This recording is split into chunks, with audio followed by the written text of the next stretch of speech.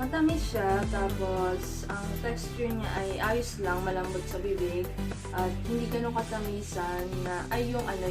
laman, hindi ganun katamisan, tapos yung coating matamis siya kaya nagbabalance yung lasa niya, kaya masarap siya.